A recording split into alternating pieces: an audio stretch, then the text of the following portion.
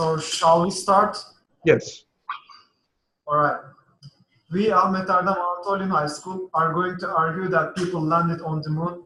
First, we are going to mention about the political side of the case, then prove the reality of the photos taken and videos recorded by showing them and answering the questions which argue that they are lies. After that, we'll show the materials taken from the moon. At last, we'll support our argument by touching upon other topics about the moon landing.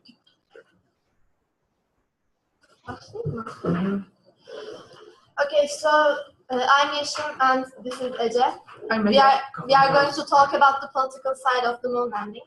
So first of all, why did NASA decide to land on the moon? In the early 60s, NASA made a project called the Mercury Project.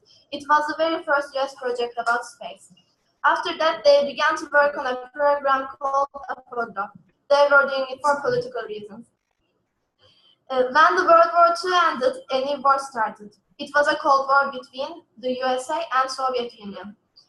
They were in a competition called the space race. Both nations were trying to become the superior one on the technological innovations.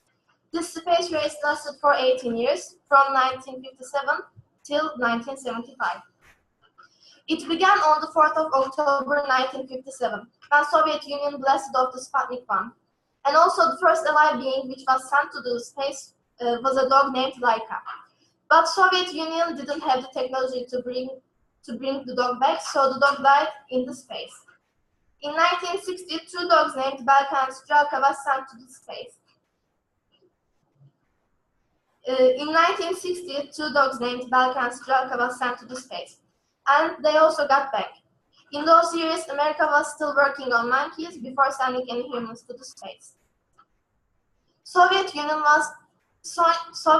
sent a rocket with no humans in it to the moon before, but America was the first one to send a human to the moon.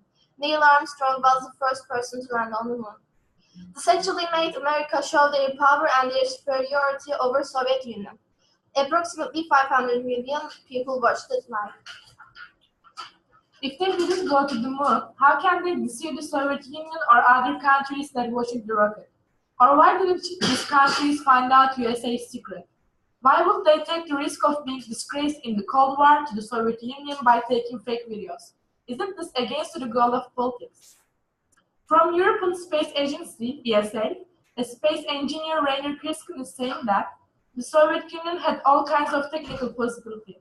If the NASA's moonshot was fake, the Soviet Union would find out this and show it to the whole world. From Oxford University, Dr. David Grimes calculated the life of a conspiracy theory of hiding the truth from public statistically. In a nutshell, it has a mathematical formula that shows how many years can the governments hide the truth. Let's see. Let's say that there's a government secret of a project, and if 2,521 people work in this project, it finds out in 5 years. Do you believe that you kept 2,521 people forever? In short, there should be a few people in the secret to hide the truth for a long time. Then, let's decrease the number. If there are 1,000 people in a secret project, you can hide this from public for 10 years. But if there are 125 people, you can hide this for 100 years. However, 411,000 people joined in NASA's moonshot project. If NASA lied to the people, it would come out in 3 years, 8 months. And also, there's a question everyone's asking. Why NASA hasn't sent anyone to the moon in the last 40 years? So first of all, they don't need to. They actually proved their superiority and they are working on very bigger projects now, such as the Mars Exploration Program. And also, NASA didn't find much in the moon. There was nothing to explore. And again, also, it was so expensive. They were working on other projects, and to be able to work on the other projects, they had to abnegate some other projects, and they abnegated the moon project. And also, I'm going to give you a quote from JFK. He said, "We choose to go to the moon in this decade and do the other things, not because they are easy, but because they are hard." And this actually shows us that America wanted to do the hard stuff. They wanted to show their power to the world, and that's why they landed on the moon. And now the other one.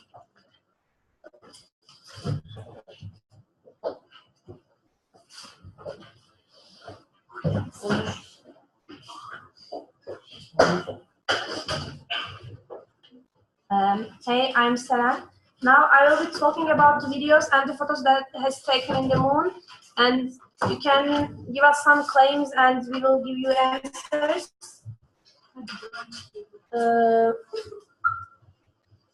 Claim 1, you can say that the lights on the moon are out of order because there is only one light source in space and it's the sun. But on the surface, the shadows of the objects point in different directions. And this shows that there are many sources of light, just like in a TV studio. Our answer is this. The only light on the moon's surface is not the sun. The sunlight is reflected from the moon's surface and forms a light source from different angles. The Earth in the sky in all Apollo's scans in a powerful light source that illuminates the moon's surface. The world illuminates the moon's surface more strongly than the moon appears in the Earth. Claim 2 that you can say, Neil Armstrong and Buzz Aldrin's photographic machines must be melted or frozen if they have actually landed on the moon's surface. And the important point is that the temperature must be between minus 170 and plus 150 centigrade degrees. Our answer is, if froze means thing related to the water, it is not possible because there is no water to make moisture on the surface of the moon. If the machines themselves are meant, it doesn't make sense to mention the risk of metal, fiber, and glass being frozen already in solid state. That is frozen. The temperature on the moon's surface is high, but not high enough to erode the rigs of the cameras.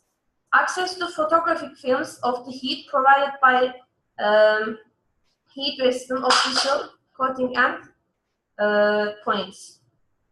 Now I will be telling my last claim. You can say that space is filled with stars, as a child of every 10 years might say. So why do not these stars appear in the photographs taken on the moon?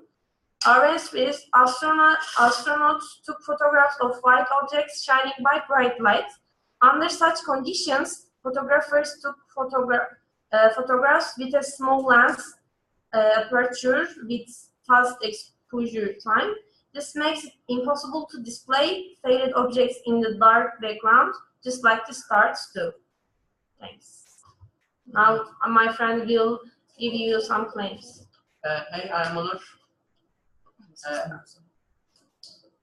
I'm Onur from Ahmet Aril Montoli High School.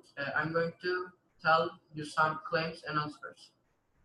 Claim 1, in order to attract astronaut descent and rise again, a third person with a camera in his hand must be found. Our answer is, Neil Armstrong, small steps were taken by camera attack outside Eagles Landing Module LAM. On the surface of the moon, Armstrong's first steps are actually the images taken by astronauts Buzz Aldrin as he goes down the marine. The cameras left on the moon can easily view the Lunar Module's picture. Claim 2. If the Apollo astronauts really went to the moon, then they had to be cooked by deadly space radiation, radiation, which was a great arch. The place where the our answer is the place where the Earth's magnetic field is constructed by the sun rays. One Allen arches will be dangerous for people who have been there for a few years. They even passed through astronauts within a few hours and were not exposed to more radiation from medical X-ray.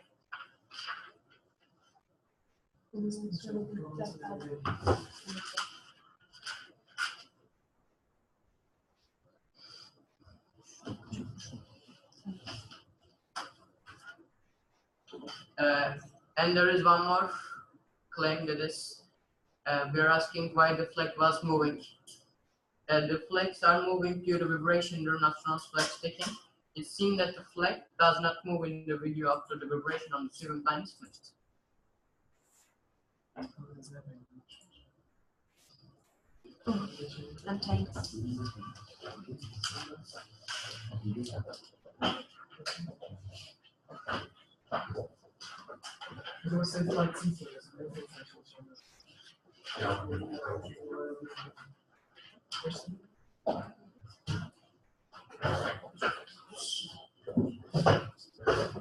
Hello, I am Ismail.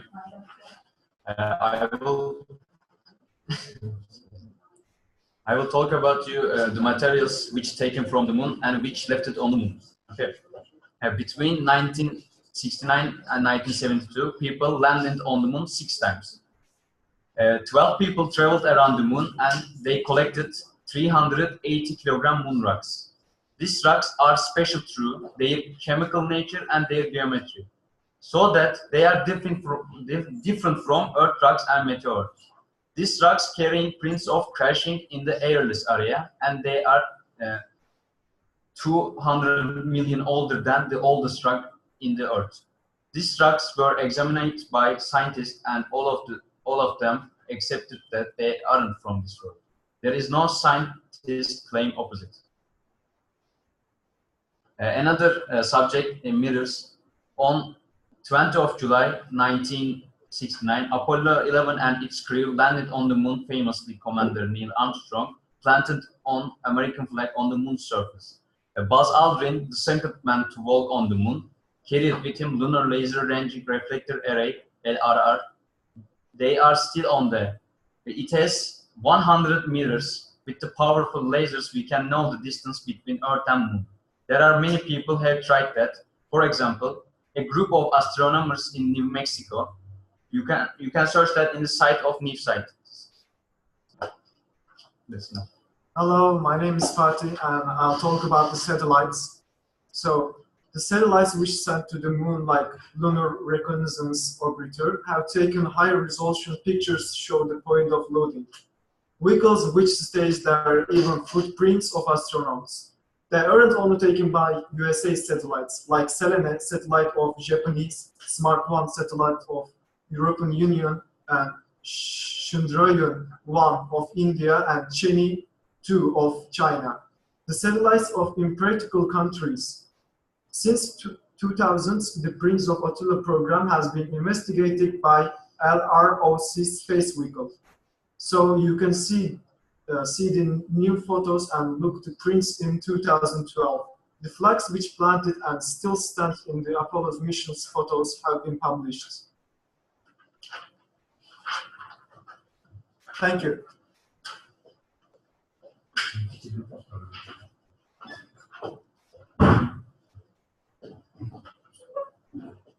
Hi, I'm Lisa, and I'm going to talk about the cast in Apollo 11. For Apollo 11, the first moon landing is a story that belongs to many, not just few random famous. It belongs to the seamstress who put together 22 layers of fabric for each spacesuit, to the engineers who created a spatial heat shield to protect the capsule during its fiery re-entry. It belongs to the flight directors, camera designers, software experts, suit testers, telescope crew, aerospace technicians, photo developers, engineers, and navigators. The cost of Apollo missions in total $24. NASA estimated that it had taken more than 400,000 engineers, scientists, and technicians to accomplish the moon landings, reflecting the vast number of systems and subsystems needed to stand man there.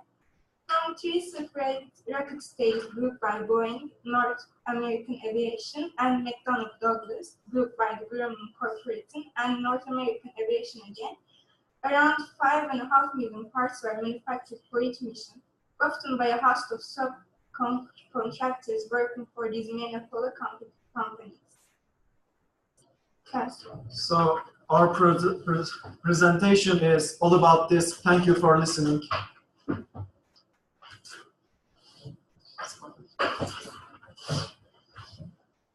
Our presentation is all about this. Thank you for listening.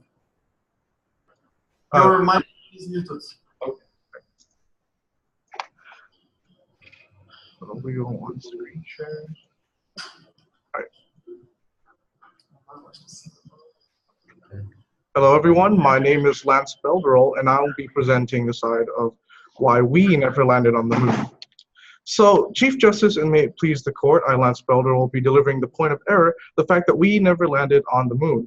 I will address the factors that we knew about that fact from the beginning, and the real plan was never to go there in the first place. I've developed 6 main points that prove we did not land on the moon. So the 6 main reasons why we didn't land on the moon are these right below. First, the reason to go there was political. It was a slogan, not a destination.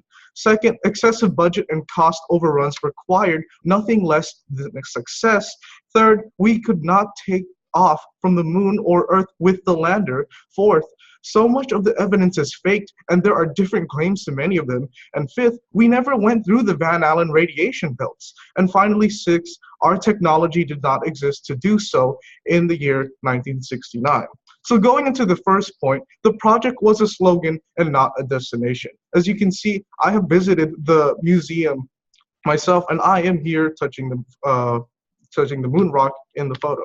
So now let's go into the first point, the history of doubt in which the people who do not believe. So let's go into these very specific dates here. In 1969, some skeptical opinions were voiced at the time. In 1974, Bill Casing, in which he presented We Never Went to the Moon. So now we go into 1978, in which Capricorn 1 is a movie about Mars. In 1992, Ralph Green, in which he made NASA Moon America. In 1997, James Collier, Was It Only a Paper Moon? Essentially what we have here is multiple examples of people questioning the validity of us going to the moon in the first place. And as you can see, it stemmed from the very beginning, from the very creation of the fact that we went to the moon. That was just another cover-up, I believe. That's where these people believe. So now in the beginning, there was one country who led the race, in which it would be the USSR. So what we have here is a rare color film of the Nazi V-2 rocket facility, in which it was a top secret World War II German rockets. So if we go from there, Germany built rockets to win the war. So now we have further proof of this. In the end, they lost, and the US and USSR gained scientific knowledge, in which they have the Operation Paperclip, the makings of a space program. I'm not going to show these videos in full length to have time constraints, essentially, so you could watch them later on your own leisure. So again, we have more proof videos of the US military using German rockets after World War II. So now early rocket attempts ended up many times in failure, as you can see from the many examples here in the video, and then came a Russian success, the Sputnik 1957, of which they actually launched into space. As you can see here, they made a special report on TV in the CBS News. So the Sputnik terrified Americans because it was the first thing they have seen that technologically advanced. So it changed our educational system in the US, in which we have another video here, the story of the Sputnik moment. So the space race begins with that, in which you can see here we have another video or documentary going with how the space race began. So on January 17th, 1961, Eisenhower addresses the nation about the military-industrial complex, and he actually warned us of this very dangerous thing. And even then, in the JFK moon speech on September 12th, 1961 in Houston, Texas, as you can see from your example earlier, we have a video of him saying, "We choose to go to the moon." So we have another speech on November 21st, right before his assassination in 1963, in which he delivers the payroll, and he's talking about the circumstances behind actually going to the moon in the first place. As you can see, a very peculiar date because it was right before his assassination. Keep that in mind for the rest of the presentation. So that's when we actually go into point 2, excessive costs and budget overruns. As you can see, we took many photos of the space of the vehicles in the National Museum. So on September 1963, which there is a White House conversation on the moon, and does this actually get JFK killed? As you can see from the video thumbnail below, he says, we've got to wrap around in this country a military use for what we're doing and spending in space. If we don't, it does look like a stunt and too much money. This is undoubtedly what could have gotten him killed, or just one of the many reasons of why they wanted him assassinated the day after he gave his speech about it. And we go further into these videos of how they actually justify the US space effort and how much funding they had to go through, in which you can see NASA spent about $23 billion on managed programs from 1961 through the first lunar landing in July 1969. And here we have the many operations they overwent, in which you can see the Mercury operation, the Gemini operation, and especially the Apollo operations. This is all in the museum, and you can see it for yourself if you ever do visit the museum for yourself. And you can see more photos of this happening, in which it actually entails the development of manned spaceflight. So you may ask, why spend too much time on the background? Well, for one, it shows that the government deceived the people from the very beginning. And two, it shows that NASA was a propaganda program of distraction. Three, JFK could have easily been killed by the military-industrial complex for questioning the money being spent on this program. Four, there was a reason why Eisenhower waited to the very end of his presidency to give that speech. Five, the same constraints that existed in the 1940s existed in the 50s, 60s, 70s, and beyond. And six, until the conclusion of the Apollo program, NASA spent $25 billion. So from 1972 to today, on the shuttle programs, NASA spent $225 billion, a very stark contrast and a very major uprise in the whole overcost. So now we go into the third point. We couldn't take off from the Earth or from the moon for that matter. So before we consider the possibility of landing, let us look at taking off. The lack of a more than 2-second delay in a two-way communications at a distance of 250,000 miles or 400,000 kilometers. This still isn't perfected 45 years later. A very weird thing that's going on here. How could they have perfect communications? So now we go into broadcast cameras back to 1969. I want you to look at these two cameras right here. They look very small for that age, and they look very advanced. So on Stan Lever and the Apollo cameras, the right camera transmitted color broadcast from Apollo 11 command module, while the left camera broadcast the first live video of Apollo 11 astronauts walking on the moon. So again, I want you to keep those cameras in mind. Now look at the next slide. This is a TV broadcast camera here on Earth in 1969. You see something peculiar going on here is because this is a much bigger camera than the one we just saw. Did you notice the size difference in these two cameras? Did you notice how this one could be so small when this is the average advanced camera for news stations at the time? Maybe they withheld technology, or maybe they made a whole setup. So why didn't the USSR go to the moon? As you can see here, we have a Soviet moonshot, and we must ask ourselves that question. Because if we went to the moon, then they surely could have gone to the moon themselves. So now we go into the fourth point. So much of the evidence is faked. As you can see here, the first piece of evidence that's faked. Neil Armstrong ejects from the moon lander before crashing. So let's go further. Not only would the cameras not work, when they did, it proved this. Look at this NASA picture. Was the Earth added? Now look at the computer comparison here, and you can see obviously that that would be an added picture, just a picture added onto the screen, not in actuality from the picture taken itself. So a small background on the moonshots. We need to have these.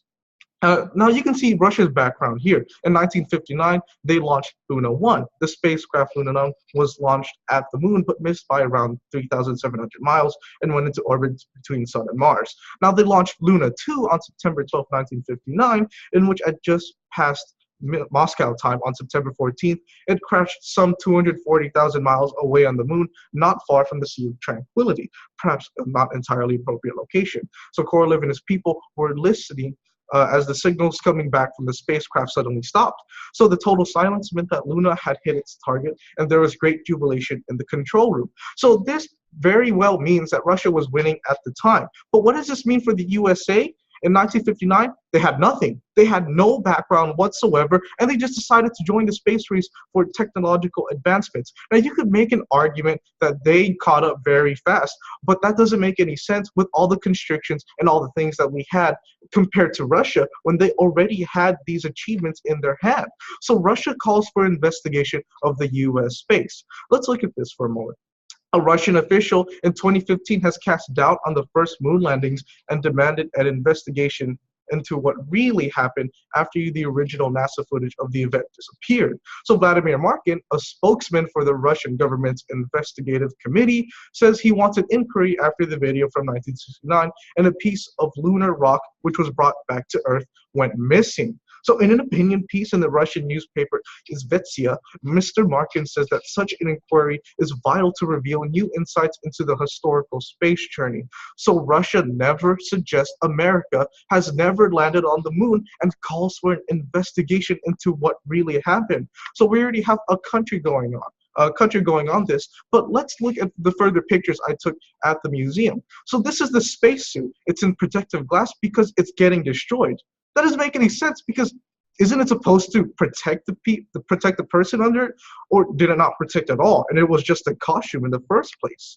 So the image of Buzz Aldrin and the U.S. flag on the moon is used by the moon landing engineers as evidence that the landing was filmed on Earth because the flag appears to be waving in the breeze, and we all know there's no breeze on the moon. And this is to answer back to the claims you made, in which when astronauts were planting the flagpole, they rotated back and forth to better penetrate the lunar soil.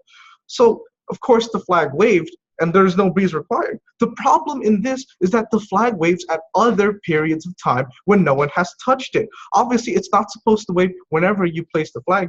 It's supposed to wave whenever you place the flag down, but not when no one is absolutely not touching it at all. So that's a very weird thing going on there. And behind me, you will see Neil Armstrong and the moon lander, but it wasn't real at all. This moon rock wasn't real, and the lander wasn't real. As you can see, I touched the moon rock, however, I could not touch this. I couldn't touch the lander at all, but why?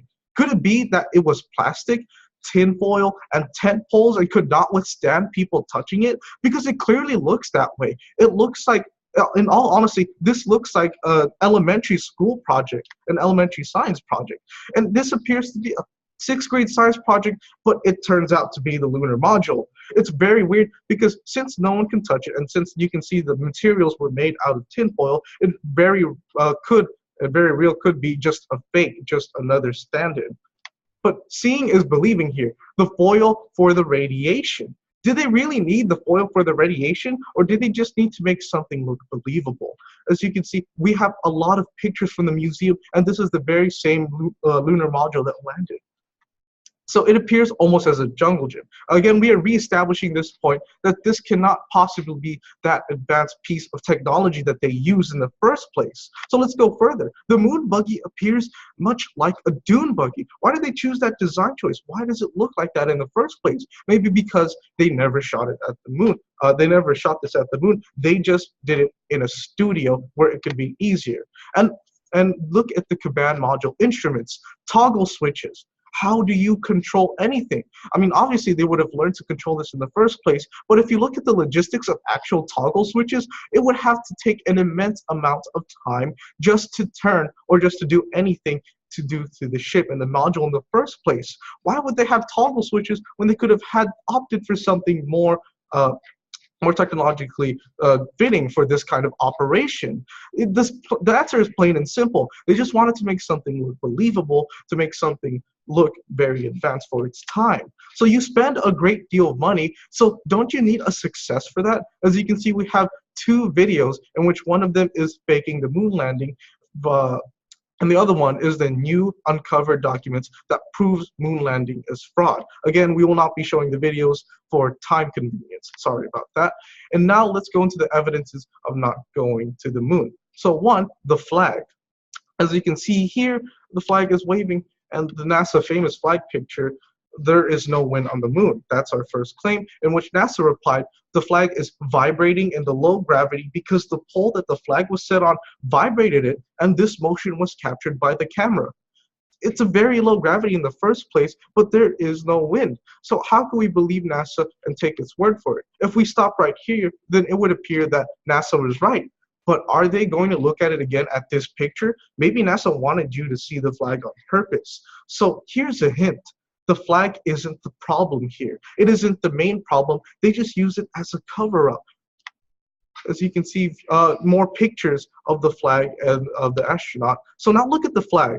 The flag shadow is in the opposite direction of all shadows in the picture. This means that there is more than one light source. And addressing your claims, this means that since there are only astronauts on the moon and they had not other source of light than the sun, then they were not on the moon. Now, again, you could see that you could say that the sun was very intensive and that it reflects off the surface. But look again at the picture. Everything else is reflecting on that side, but we have the flag reflecting on the other side. A very weird and directional shadow is cast.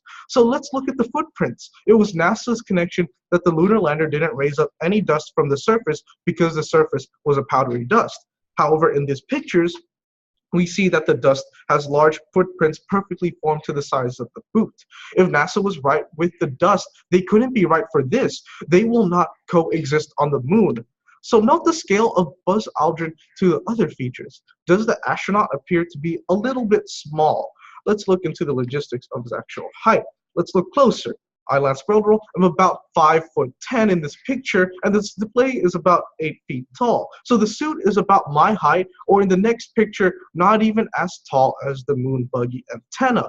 Look at the very drastic size differences. Very peculiar things going on here. They had 2 different sizes for the moon suits. This just proves even more points as to how much evidence they faked for the moon landing. So watch the Apollo 12 astronaut and the flag. The flag is about 3 foot by 5 foot, and but note the scale to the astronaut. It appears to be the same size or smaller. He's very well directly standing near the flag, but why is he so small in comparison? We have to look at all these measurements. We have to look at all these logistics in order to understand that this was not actually the moon landing that we were so to believe all these years. The front shadows on the flag, the several sources of light, no shadow for the flag or side shadow for the astronaut. So now we look into how these shadows actually contradict in the rest of the evidence. They very well did something wrong here, but they know they did something wrong. They just wanted to cover up with these kind of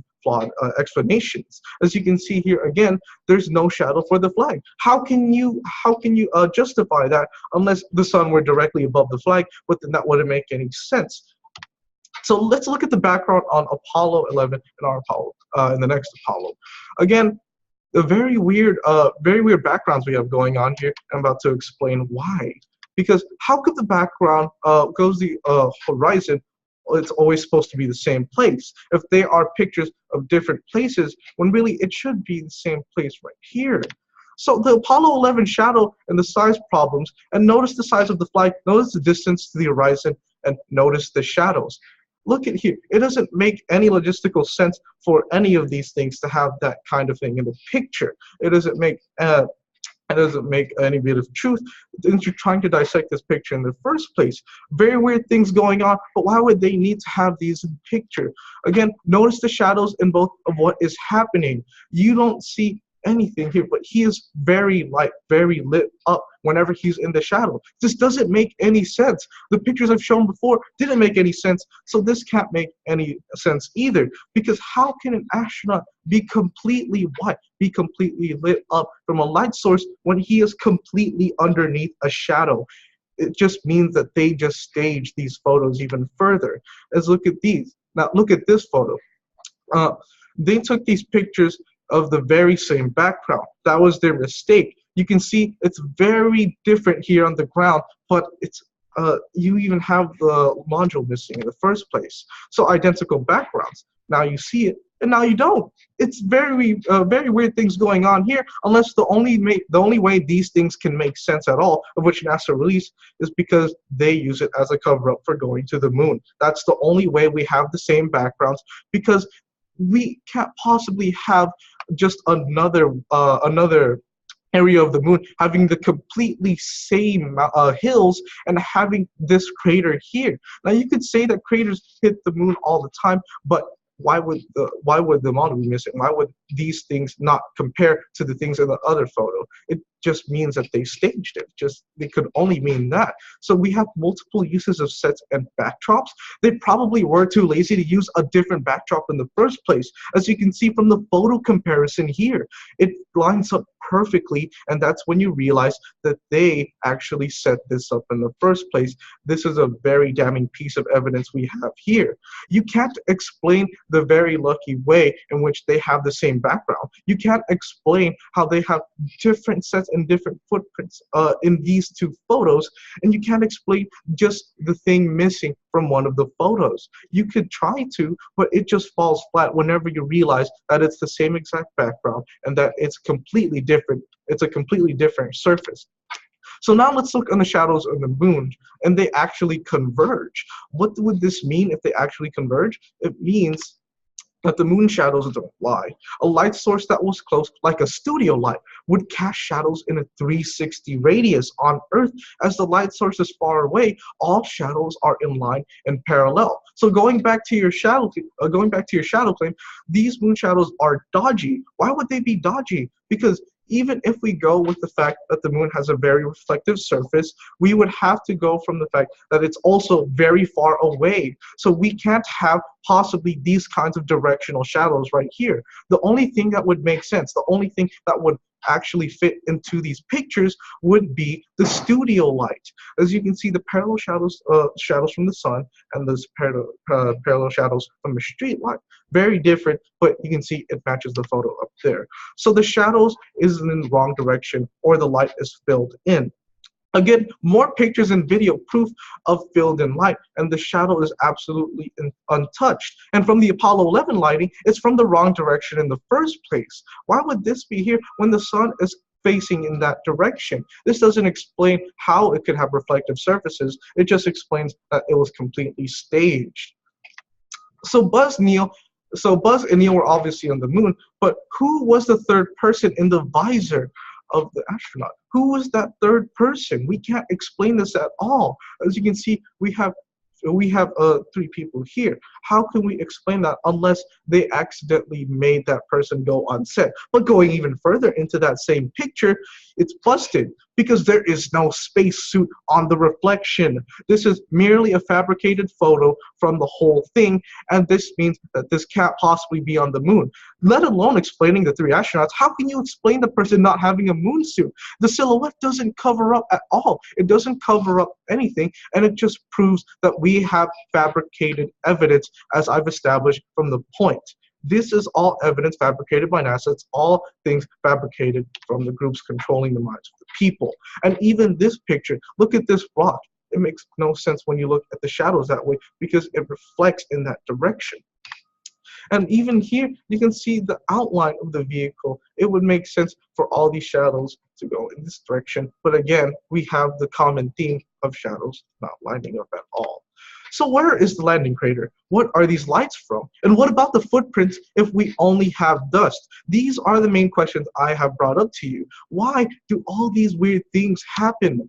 NASA will say that the moon has 4 to 6 inches of dust, but then why is this boot here and not any here? They can't explain it with the dust theory that they have because it would be impossible. The moon is covered with 3 to 6 feet of thick, fine cosmic dust, and it took minutes to maneuver the lander. So where is the cloud of dust in the crater it could have created? There's no dust even on the lander's foot.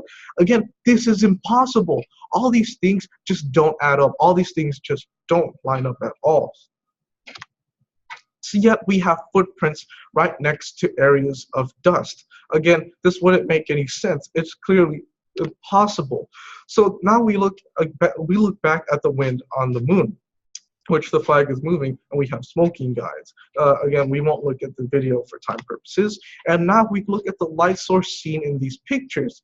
It's obviously artificial lightning. You can't explain these lights in the photo. You can't explain this photo right here, and you can't explain the silhouette that he has, obviously not having an astronaut suit, because if you try and do so, it just falls flat into people trying to believe so much so, when really it's just a cover-up and it's just a conspiracy for the moon landing. So let's look into the fake Apollo moon landing photo, in which it claims to show proof mission was a hoax.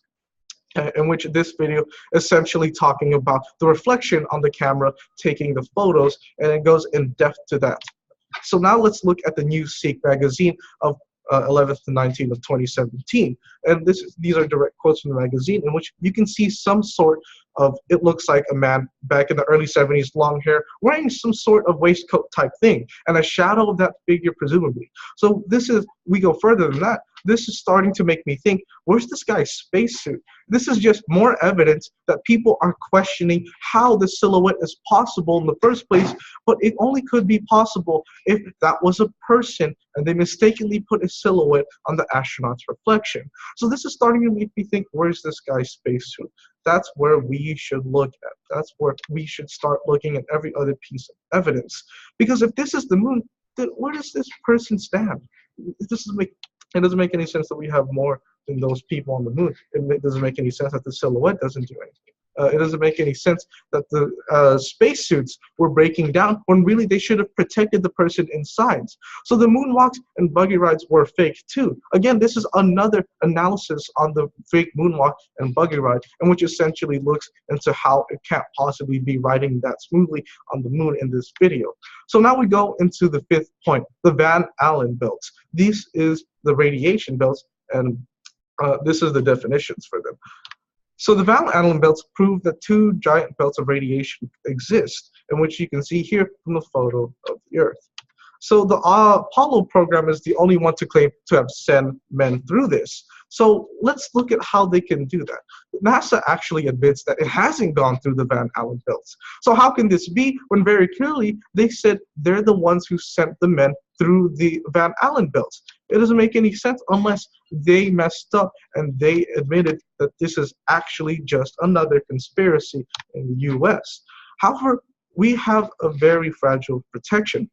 So the energy distribution of the particles in the inner and outer belt is quite different. Changing our 4 mm of aluminum to lead would have only marginal effects in reducing dosage in the inner belt, but it cuts the dosage in the outer belt by a factor of 500. Also, the outer belt is still most intense at low altitudes, in which the spacecraft trajectory can be aimed to minimize radiation exposure in the outer belt. According to NASA, none of the Apollo missions exceeded 1 roentgen of total dosage.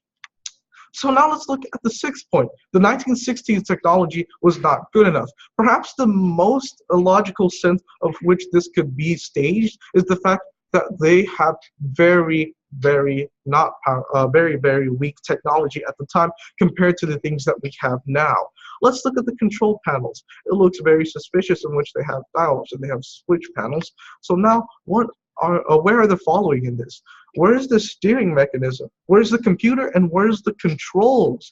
Obviously you need a steering mechanism, but which one of these dials do so? Which one of these things actually steer the module? You could try and pinpoint the exact things to actually steer it, but it doesn't make any, it doesn't actually help or stand up if you actually try and label everything. Again, there's also no computer, so how are they supposed to connect with everything? How are they supposed to have those connections with space control? So now let's look further into the photos. As you can see, the command module, again, this is the exact same picture from the ones I have taken and from the ones previously shown. There is no computer. How do you drive, and how can this be possible if only we have to ask these questions? The question should be asked is, why do we believe we landed on the moon? Let's look at this. 1, NASA told us we did.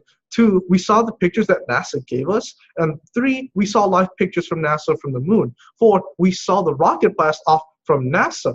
5, NASA scientists worked hard. And 6, NASA told us the radiation belts were smaller than. So the key here is NASA, and NASA is our government. Surely we can trust our government, can't we? Now look at each statement in the next line. Look at NASA in each statement. What makes each true is NASA. That means they're the defining factor for what makes this true or what makes this not true in the first place. NASA has a vested interest in making the US believe in the first place. So in 1969, we couldn't get TV signals from around the world, let alone from the moon. In 1966, the computer was 3 stories tall. Today, our cell phones are more powerful than that computer. So how can that be unless this was their explanation for just a cover-up? NASA computers at the Johnson Space Center in 1969. As you can see here, very real photos of the computer, of which this is all less powerful than the phones we have today. This doesn't make any sense. How can we have all of these computers driving home the fact that we landed on the moon? And how come we still can't land the moon today and we have to wait for a few years for that to happen again?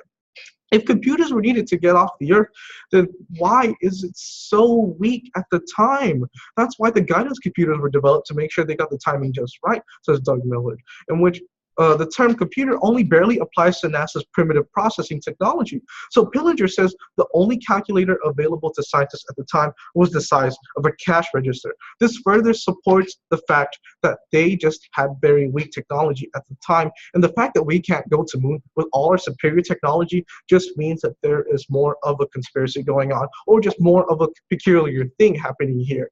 How could they get so lucky? And yet, for all these years, we've not been so lucky ourselves, but have all this technology before us. Even a simple USB stick or Wi-Fi router is more powerful, let alone an iPhone. All these things would be more powerful than those computers. So my question to you is this.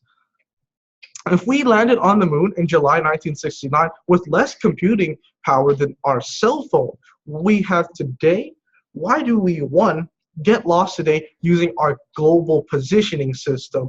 And 2, can or can we not go to the moon today? And 3, why do we have to wait 12 years before we have the technology to do so if we truly went there almost 60 years ago? It doesn't make any sense, and things don't add up when you think about the technology, when you think about the fake evidence, and when you think about everything that's lining up to this.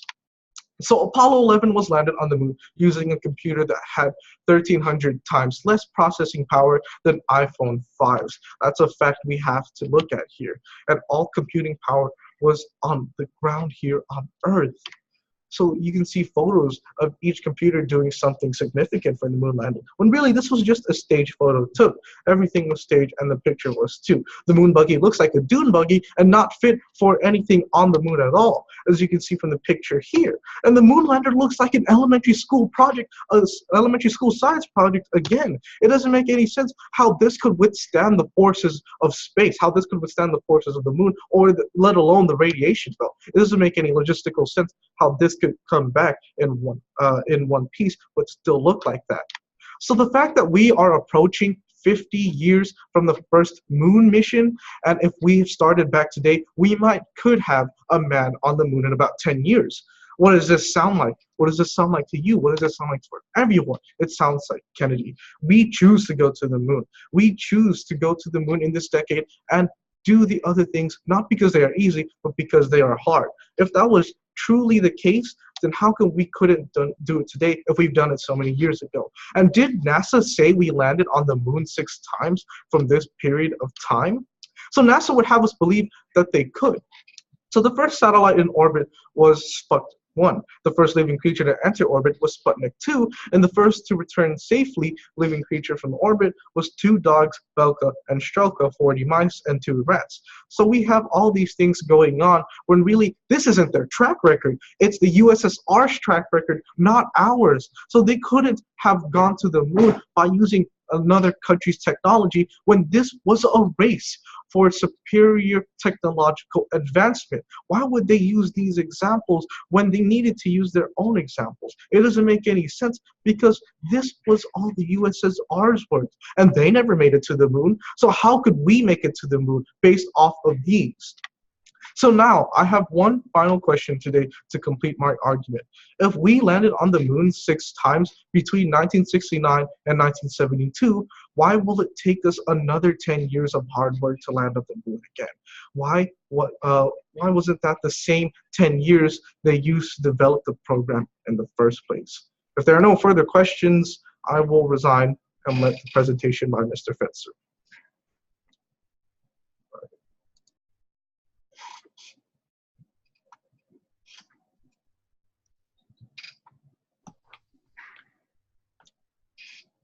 That's the end of my presentation. Going to, right. Mike, I'm commenting on the two presentations, am I not? Yes. I think that it was a great challenge for the Turkish group to defend the moon landing when there's a superabundance of evidence that we did not go. They did a commendable job of recounting the official narrative, but there's a profound methodological difference involved here between confirming an hypothesis and testing the hypothesis by attempting to falsify that hypothesis. We can refer to this difference as the confirmationalist versus the falsificationist methodology.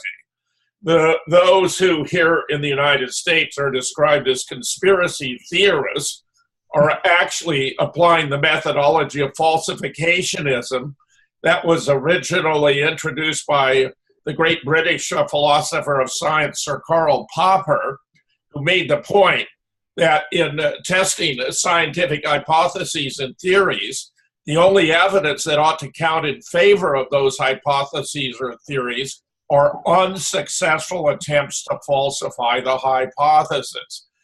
And if you attempt to falsify the hypothesis and you're unsuccessful in doing so, then that ought to count as evidence in support of the hypothesis, though it may be that you simply haven't figured out how to falsify the hypothesis as yet. A crucial aspect of this involves assessing the authenticity of the evidence.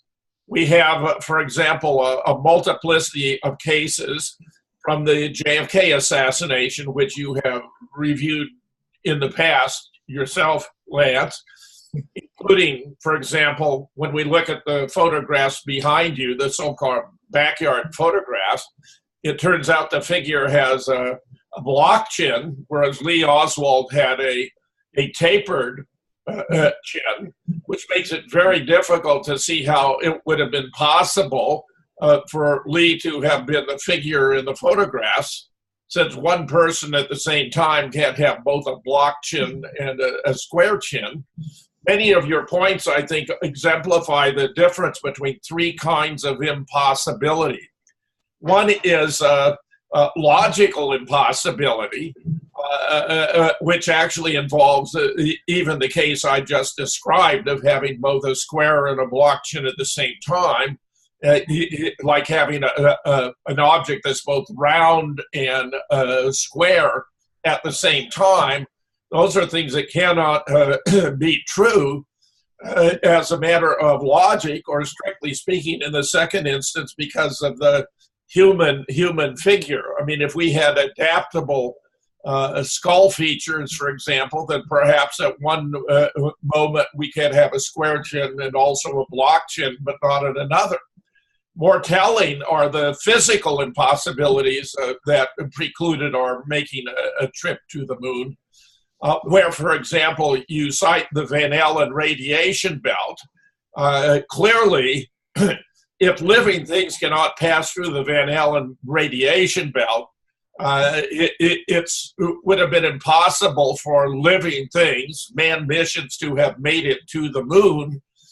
Moreover, of course, the claim by NASA that the Van Allen belt was smaller than is preposterous. I mean, the Van Allen radiation belt appears to have occurred when Earth was created about 4.5 billion years ago, and therefore that won't work. You have also made excellent points about our technological limitations, which might fall in the category of historical impossibility. There are at least three varieties here. We actually didn't have the propulsion capability to escape low Earth orbit. Second, we didn't have the computing capability to navigate. And third, we didn't have the communication capability.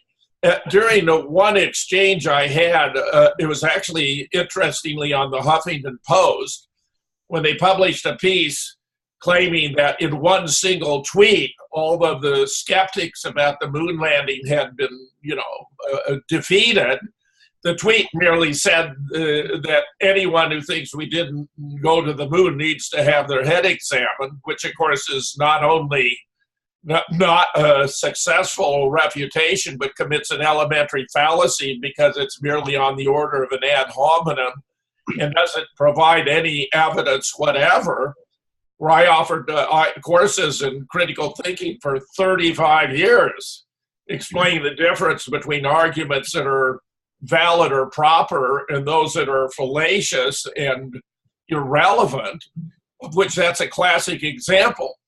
But I used that occasion to post one after another proof that we had not gone to the moon, very, very like your presentation in a much more limited context, because I only had 6 or maybe 8 opportunities. But the most interesting comment that came from the outside was a fellow who said he'd been in communications in 1969-70. And in that era, in order to broadcast, I mean, and we're just even talking about radio broadcast, you would have required a vehicle the size of a bread truck. And of course, we're talking about vast differences, just as you observed. So that, that was preposterous. When it comes to computing power, you're making a devastating point about the insignificance, and the command and control panel is an absurdity. I did a program with Dennis Camino, who used to be the top electronics troubleshooter for the Navy before he went to work for Raytheon.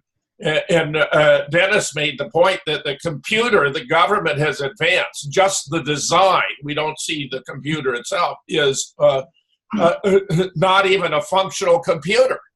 And the fact is, the state of computing science at the time was completely elementary. There was no basis for having navigated our way to the moon. And therefore, the 3 most general obstacles or problems we have is, it was violating the laws of physics because we couldn't navigate the Van Allen radiation belt. We didn't have the technical competence to make the trip because we lacked the propulsion power. We couldn't have navigated our way because we lacked the computing power. We couldn't have communicated back because we didn't have the communications capability. And then in addition, to add on, you went through one example after another where the evidence that NASA has adduced is clearly fabricated or fake. Now, this takes us back to the case of JFK, for example, where the many witnesses, and there are well over 20, who observed JFK's brains being blown out the back of his head, was rejected by the government on the grounds that the autopsy x-rays, which normally would be regarded as the best evidence, did not show it. And therefore, the claim was made that the witnesses in the heat of the moment and their excitement and anxiety must have misperceived or misremembered what they saw, which was difficult to refute, however implausible it may have appeared, until David W. Mantic, MD, PhD, he has both a PhD in physics from Wisconsin and MD from Michigan, and he's board certified in radiation oncology, which is a treatment of cancer using X-ray therapy, which makes him an expert in the interpretation of X-rays. In late 1992, entered the National Archives for the first time with the permission of the Kennedy family, in particular Burke Marshall, then on the law school faculty at Yale, who is the family attorney, to study the autopsy materials. In applying a simple technique from physics known as optical densitometry, which enables you to determine the relative density of the object whose exposure to radiation created the image on the radiation plate, he was able to determine that there was an area at the back of the head in the lateral cranial x-ray that had been patched by material that was far too dense to be human bone, that just happened to correspond to the descriptions we had from the physicians at Parkland of the approximate dimensions of the blowout, and where I would eventually discover that in frame 374, and now it turns out other frames as well, you can actually see the blowout in the present version of the Zapruder film that we have available, where we know now that the government fabricated evidence. In fact, our most recent discoveries include even that autopsy photographs published in what poses as an authoritative source, Robert Groden's The Killing of a President, are not even photographs of the body of JFK. And of course, as you and your colleagues have so well demonstrated in the past, the backyard photographs are not photographs of JFK. We've even been able to establish the body double who stood in for him, who turns out to be Roscoe White, a police officer for the Dallas Police who also was working for the CIA. We see the Mannlicher Carcano in the background behind you. And Jack White, who was a brilliant student at JFK, discovered that there were 3 different Mannlicher Carcanos that were presented as the assassination weapon. Notice there you have a nice case of a logical impossibility, because talking about the assassination weapon implies there's one and only one.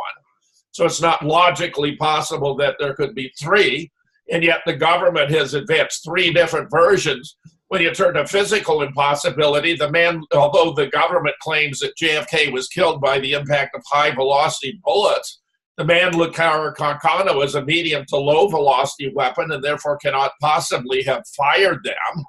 And of course, so that's another illustration of a physical impossibility.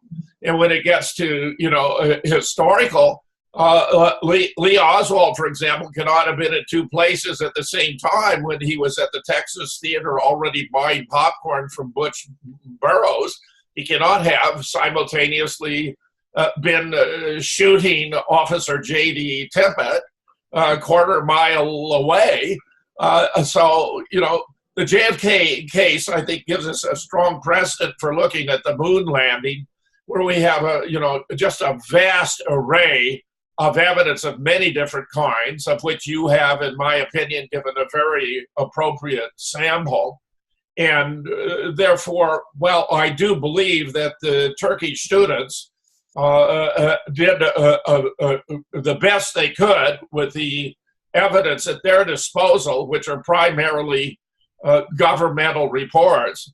When you look at the evidence, it's impossible to conclude that we really went to the moon for all of the reasons you have advanced. And where I thought that your original research in going to the Space Museum was simply brilliant, right on the mark, where you have made many, many points, and most certainly when you do a close-up of the moon lander, your points are impeccable. It looks like an elementary school science project. Look at the wires. Look at the connections between key components. That thing couldn't resist being dropped on the ground from 30 feet. It would have fallen apart. It was makeshift. It was scissors, paste, scotch tape, and string. I mean, this is an absurdity. And it does appear to have been made out of tinfoil. The fact that the spacesuits are disintegrating under ordinary exposure right here on Earth shows they could not possibly have withstood the trip to the moon. The image problems, the relative size were very astute points. You made some that I've not encountered before, and therefore I can congratulate you, Lance. I thought you did a very comprehensive presentation of how we know that we did not go to the moon. And I also compliment the Turkish student in doing the best they could with what they had to work with, which, alas, it turns out to be was not a very much. I recommend for those who want to pursue this further, a couple of suitable places to begin would be, for example, with the documentary Conspiracy Theory, Did We Land on the Moon? Which I first encountered during a visit to London, where I was staying at the Morgan Hotel on Bloomsbury Street, which backs onto the British Museum, with my wife. We turned on the BBC, and on one of the channels they were playing that particular video, which gives one scientific proof after another of how we know we didn't land on the moon, including when you slow down the moon buggy footage. It turns out to resemble ordinary speed in an ordinary location, and that you even have the astronauts on occasion being elevated by wires that are connected to their spacesuits and so forth. And it just got me hooked on the overwhelming likelihood that we had, in fact, not gone to the moon. Let me just say one further point. From the point of view of scientific reasoning, what you are doing implicitly is applying the 4 steps or stages appropriate thereto, the first of which is puzzlement. You have some phenomenon, evidence, or occurrence that doesn't fit in with our background knowledge, understanding, or belief, and therefore poses a challenge to understand. Second, speculation. What is the full range of alternative hypotheses that might explain it? Where, of course, here we're confronted with basically 2, namely that we really did go to the moon, and number 2, that we actually faked it. Where the third stage, adaptation, becomes crucial, where you apply the hypotheses to the available evidence to determine on which hypothesis, if it were true, would we confer a higher probability upon the available evidence. If the hypothesis that we really did go to the moon were true, then none of the problems we've been adducing here that you have so ably presented would make any sense at all. They'd have approximately 0 probability.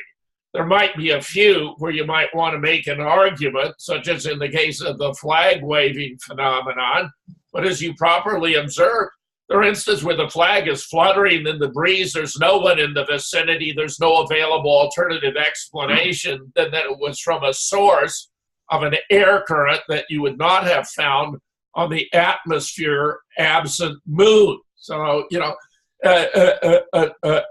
alternatively, if we had faked it, then the probability of the kinds of evidence you adduce, the flimsiness, the spacesuits, the impossibility, the moon lander, the communication lack of ability, and so forth, all turn out to have very high probabilities. So if you assume that one hypothesis is preferable to another, when it confers a higher probability upon the evidence, which is known technically as its likelihood. If you assume that one hypothesis is preferable to another when it has a higher likelihood on the basis of the available evidence, then you're entitled to accept when the evidence has settled down in all points basically in the same direction, as is the case here, as you have so ably displayed.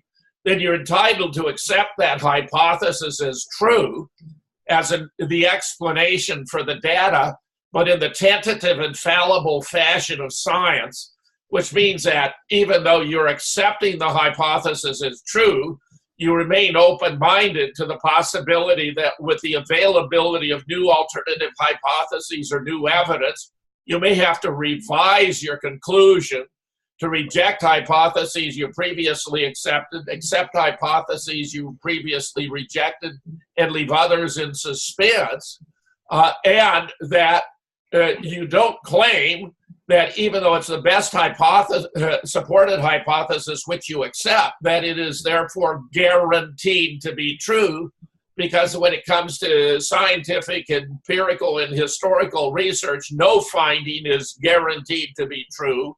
It's all properly understood, tentative, and fallible. And what we have found is case after case after case, vis-a-vis the moon landing in particular, that the evidence overwhelmingly supports that we did not go to the moon and falsifies the hypothesis that we went to the moon. And I thought you did a really masterful job making some points that I myself had not encountered, vis-a-vis, for example, the reflection in the space suit of the other astronaut. And you notice there's a figure in the foreground that's not even wearing a spacesuit. There's a fellow named Ralph Rennie who's done a brilliant job of analyzing many of the photographs that NASA has presented, who makes the additional point, who took the photograph? Because, I mean, this is a photograph right at the space mask, right at the face of the astronaut. And you're seeing the reflection of another astronaut in the distance. So we must have had at least a third party, and yet by hypothesis, according to NASA, there were only 2 there. One more falsification, And I would just say that there's a brilliant film out there called Capricorn 1 about an attempt to travel to Mars. And the fact is that NASA knew we couldn't go to Mars, that there were problems with their equipment, that the astronauts would have died during the trip. So instead, they kidnapped the astronauts. Well, they induced them to go to a location out in the desert where they actually faked the whole thing on a set and attempt to convey the impression that they'd actually gone to the moon by using a single television feed of a very grainy image to make it extremely difficult in order to sort out what actually happened. And that could be viewed as a prototype here as to what in fact took place. There were problems about not being able to go to the moon, including, of course, the Van Allen radiation belt. But where I must add that there are several recent confirmations that we did not go to the moon. One being, and this you mentioned in passing, that NASA itself has acknowledged that the principal obstacle to a manned mission to Mars is the Van Allen radiation belt, where if that's the case today, obviously it was a problem in 1969, 70, and so forth, indeed for the entire history of Earth. Second, that they have offered a $30,000 reward for assistance in solving what they call their space poop problem, which is that currently NASA only has the ability to deal with human excrement up to about 14 hours using space diapers. But of course, that's preposterous because these trips to the moon took a week or more. That means the entire space program is nothing but a gigantic pile of space poop.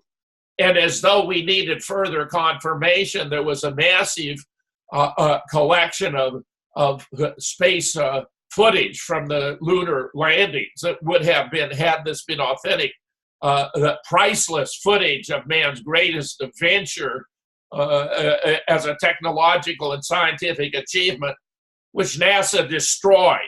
And of course, just as one of your studies showed that the moon had been added to a photograph, that it wasn't part of the original, they were destroying the footage because a minute dissection would have demonstrated that it was all a complete fantasy, it was all fabricated, it was all fake. Once again, going back to test the authenticity of the evidence becomes crucial, because once you've done that, sorted out the authentic from the inauthentic, whether it's the case of JFK, for example, or the case of the moon landing, it becomes relatively unproblematic to determine which hypothesis, if it were true, confers a higher probability on the available authentic evidence, and therefore it has the higher likelihood, it is the preferable hypothesis where, as you have so ably demonstrated, the evidence has indeed settled down, and we're able to accept the hypothesis that, alas, we did not go to the moon, and where the explanation with which you began of the political motivation provide a perfect understanding, where NASA has benefited from probably $1 trillion by now. You were talking about billions in money and value and currency in that era, which is, of course, greatly appreciated now. NASA, on my understanding, is technically a branch of the CIA, so that we find out that, the deception is a part and parcel of their mainstream activities. Let me just close by observing, well done to the Turkish group, but you were dealt a bad hand. You did what you could playing it. Congratulations to Lance for a completely brilliant presentation that covered very, very many aspects here. And let me just add, virtually every point that Lance made is devastating and proof in and of itself that we did not go to the moon. There's a principle under the law known as fraud vitiates everything, where in a legal context, if you can find any component of the material aspect of the case that has been fraudulent, fabricated, or faked, you're entitled to dismiss the entire case. Here, with regard to the moon landing, if we call those sufficient conditions for rejecting the moon landing, meaning in and of themselves they proved we did not go, you must have presented as many as 100 sufficient conditions for proof that we did not go. So I want to commend you once again for your work here, as in the case of JFK, Lance. Well done. Fetzer, I was going to ask you a question real quick. If Capricorn 1 is to the moon, do you think it's the same as 5 Days of May is to JFK? Oh, that's pretty good. That's pretty good. I think, in fact, Oliver Stone's film, JFK, is very close to the mark as to what really happened at Dealey Plaza that day. It's the most accurate, complete, and comprehensive presentation ever made to the public through the mass media. It's faulty in 3 respects. He posits 3 hit teams. I have determined there were at least 6, and it's possible there was many as 1 or 2 more. Second, he assumed that the Zapruder film was authentic. We know it's been massively edited and revised, in fact, by my most recent calculations. Well, the original film has 487 frames. The original had around 1,000. They took off about 100 frames at 18.5 frames per second, turning from Houston on to Maine, because the driver, William Greer, swung out too widely, nearly hit a concrete abutment, had to pause, hesitate, get back in line. That would have shaken the public's confidence in the Secret Service ability to protect the president, for which, of course, we have at least 15 indications of their role in setting him up for the hit. And then after the driver pulled the limousine to the left and to a halt to make sure JFK would be killed after bullets began to be firing, a great deal of activity took place during that interval, including that Officer Hargis, who was riding to the left rear and was impacted by the debris from the shot that blew Jack's brains out to the left rear with such force he initially thought he himself had been shot, parked his bike, ran between the 2 limousines toward the grassy knoll from which he believed the shots had been fired. Officer Jackson on the other side motored his bike up the grassy knoll until it fell over, proceeded on foot. 5 officers exited the Secret Service vehicle and surrounded the presidential. One picked up a chunk of skull from a little boy and threw it in the back seat. Meanwhile, Clint Hill was rushing up to push Jackie back into the seat. All of this took, by my estimate, although I thought originally the stop was only a few seconds, as much as 20. So there's another 400 frames. So the original had as many as 1,000, but we're left with a massively edited version that was produced by the CIA in a photo lab adjacent to Kodak headquarters in Rochester, New York, known as Hawkeye Works. And third, Oliver Stone did not know that Lee Oswald was actually standing in the doorway watching the motorcade as it passed by. I believe, by the way, that these misunderstandings on his part were because he was using as an advisor Robert Groden, who is, of course, the author of the book, The Killing of a President, where we have the autopsy photographs that are not of the body of JFK, where Groden has played a crucial role even as an advisor to the House Select Committee on Assassinations when it reinvestigated the case of attempting to debunk the claim that Oswald was in the doorway, and where Groden, to this day, maintains that the Zapruder film, which he, together with Dick Gregory, was the first to bring to the public's attention on a Geraldo Rivera's show in 1975, is authentic, in spite of a massive quantity of evidence to the contrary. So just Groden, you might say, was playing a role vis-a-vis JFK that NASA is playing vis-a-vis the moon landing. They're both maintaining a myth, attempting to prop it up by suppressing authentic evidence on the one hand and advancing fabricated evidence on the other. It's a dismaying legacy for the American public once they come to grips with the realities of the situation we confront in both instances. And of course, today we know there are many, many more. Thank you very much for the comments, Mr. Fetzer, and thank you to the Turkey School for presenting your side of the arguments. Mm-hmm.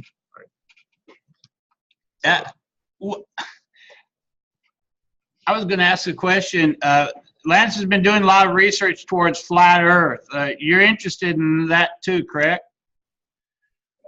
Well, you know, I have a degree in the history and the philosophy of science, and the history of science is dominated by the history of physics and astronomy. I mean, man has been studying the stars since ancient times. In fact, since they're at such great distance and have fixed relative locations, I have no doubt that this is the reason why when the astronauts committed the blunder by saying that on the surface of the moon the sky was black, they've sought to stick with it. We have the Russian cosmonauts reporting, you know, the superabundance of cold, clear stars in the heavens. They should have seen billions of stars, none of which would have been twinkling, of course, because that's an effect of the atmosphere here. But because, you know, they have fixed locations, and therefore if they showed the stars, it would have been easy to have done a mapping to have shown that they were not on moon. They just couldn't pull it off. So they went with a subterfuge, which is completely indefensible, that the heavens were black from the surface of moon, one more gigantic tell.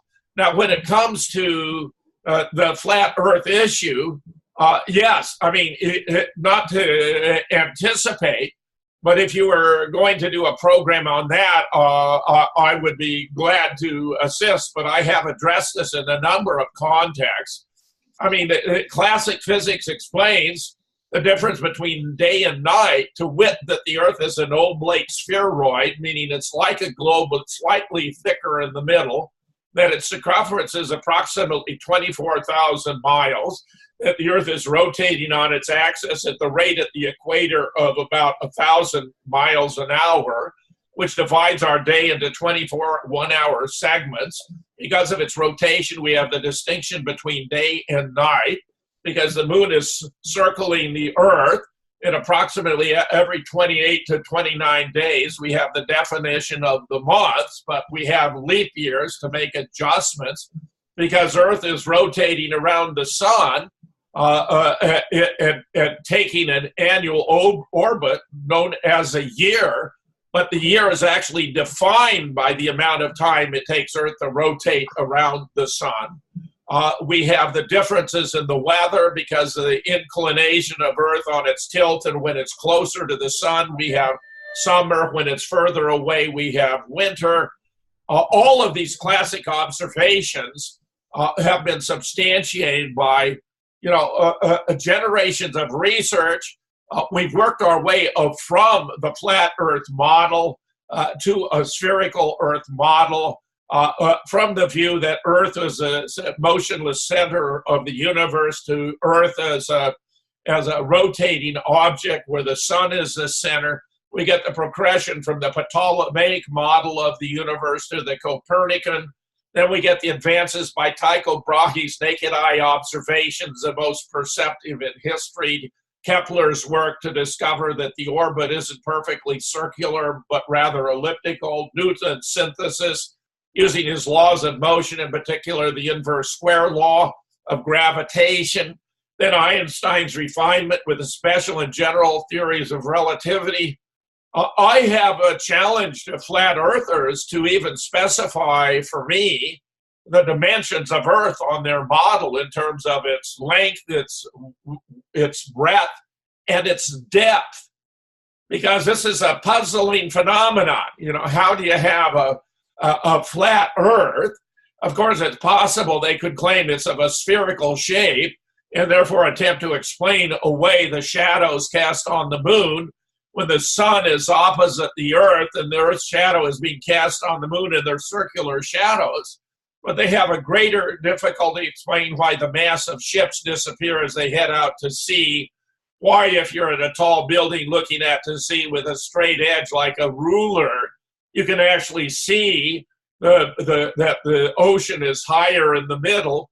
And if you're a pilot, you can perceive Earth's curvature.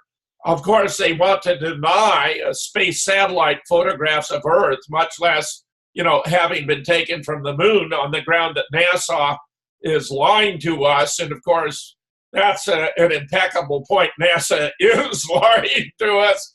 But the fact is, That doesn't mean that everything that NASA says is a lie, and most certainly the fact that Earth is a spherical object, like every other object with which we're familiar in space, where we have in Jupiter, for example, a miniature model of Jupiter with its planet circling.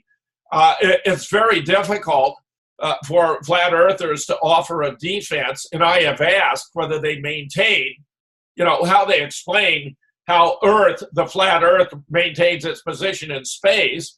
There's an old story here about the Earth being supported on the back of an elephant.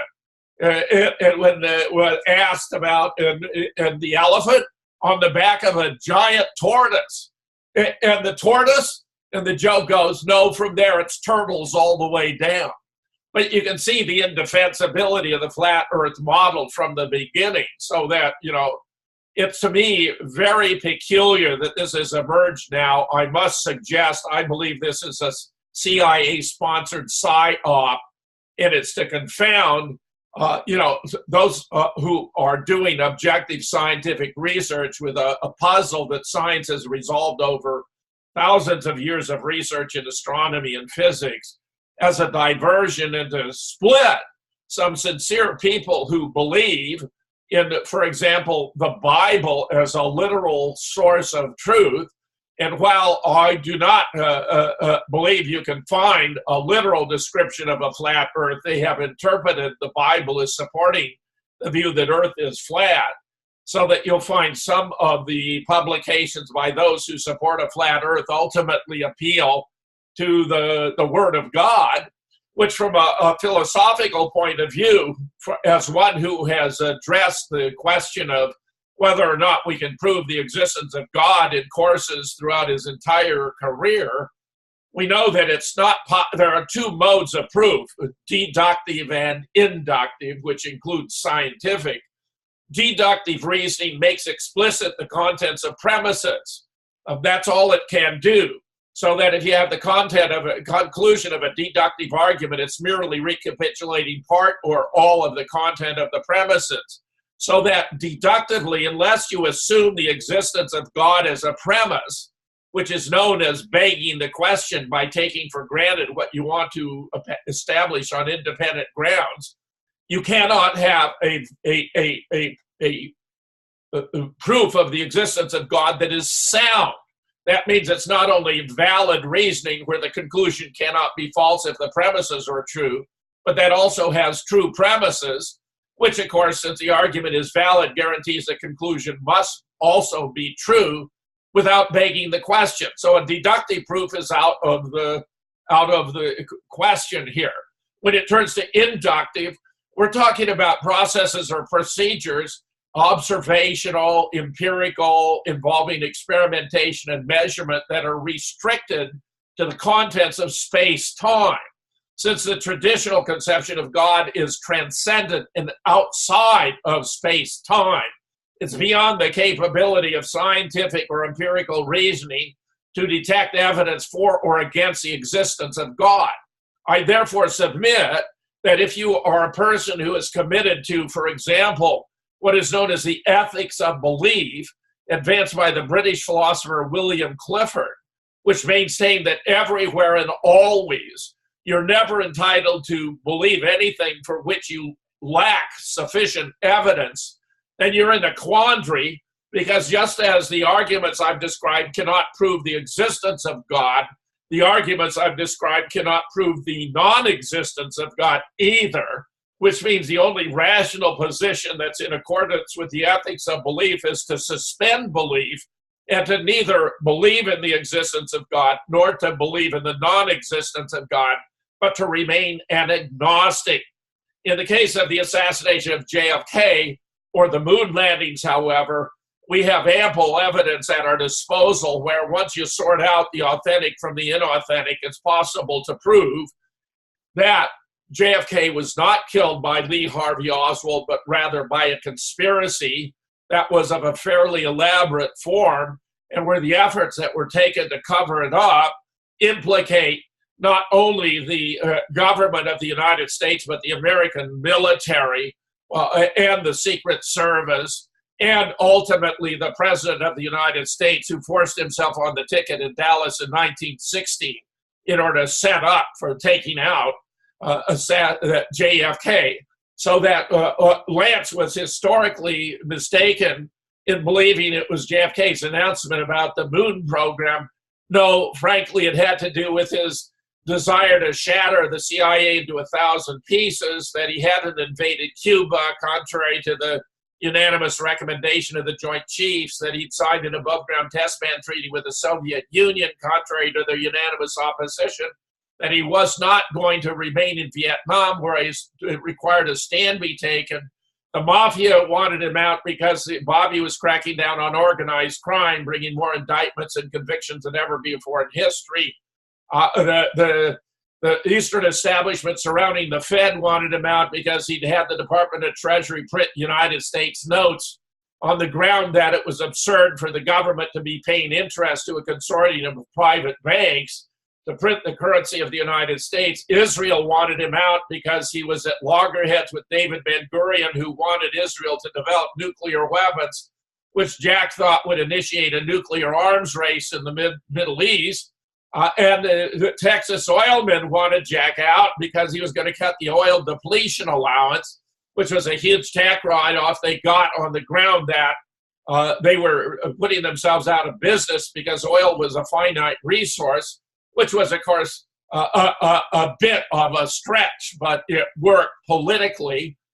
But ultimately, the reason for his assassination was Lyndon Baines Johnson's insatiable desire to become president of the United States. He was absolutely ruthless, had no scruples. He would not brook any opposition, where we even know that he sent his chief administrative assistant, Cliff Carter, down to Dallas to make sure all the arrangements were in place for the assassination. The moon landing turns out to have been an enormous political hoax. Lance has done a really excellent job of surveying most of its dimensions.